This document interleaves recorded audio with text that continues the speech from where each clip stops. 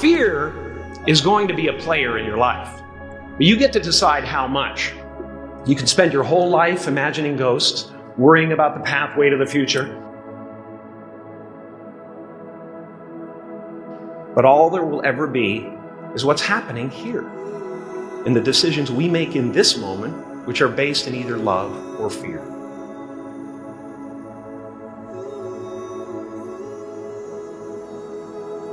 My father could have been a great comedian, but he didn't believe that that was possible for him. And so he made a conservative choice.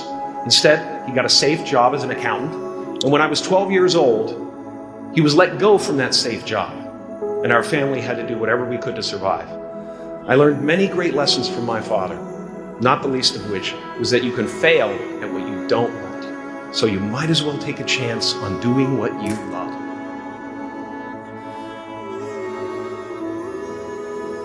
When I was about 28, after a decade as a professional comedian, I realized one night in LA that the purpose of my life had always been to free people from concern, just like my dad.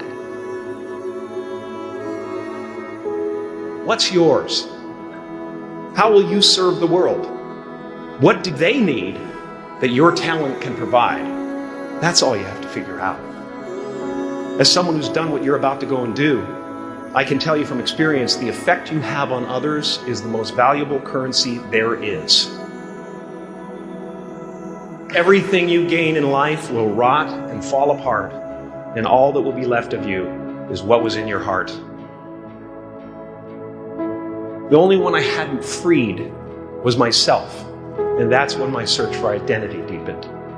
I wondered who I'd be without my fame. Who would I be if I said things that people didn't want to hear? Or if I defied their expectations of me? What if I showed up to the party without my Mardi Gras mask and refused to flash my breasts for a handful of beads? You guys are so ahead of the game. You already know who you are. And that peace that we're after lies somewhere beyond personality, beyond the perception of others, beyond invention and disguise, even beyond effort itself. You can join the game, fight the wars, play with form all you want, but to find real peace, you have to let the armor go. Your need for acceptance can make you invisible in this world. Don't let anything stand in the way of the light that shines through this form. Risk being seen in all of your glory. We're not the avatars we create. We are not the pictures on the film stock. We are the light that shines through. All else is just smoke and mirrors, distracting, but not truly compelling. I've often said that I wished people could realize all their dreams and wealth and fame, and so that they could see that it's not where you're going to find your sense of completion. Like many of you, I was concerned about going out into the world and doing something bigger than myself, until someone smarter than myself made me realize that there is nothing bigger than myself. My soul is not contained within the limits of my body. My body is contained within the limitlessness of my soul. Once that button is functioning in your life, there's no story that the mind can create that will be as compelling. The imagination is always manufacturing scenarios, both good and bad, and the ego tries to keep you trapped in the multiplex of the mind.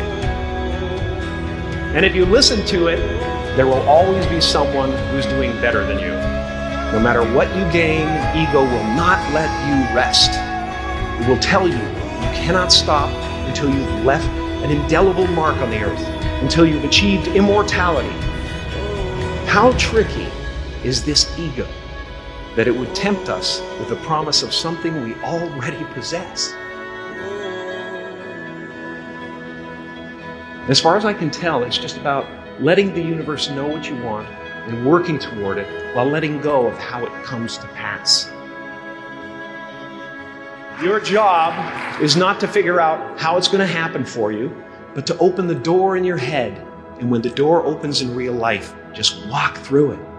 There's always doors opening. They keep opening. And when I say life doesn't happen to you, it happens for you, I really don't know if that's true. I'm just making a conscious choice to perceive challenges as something beneficial so that I can deal with them in the most productive way.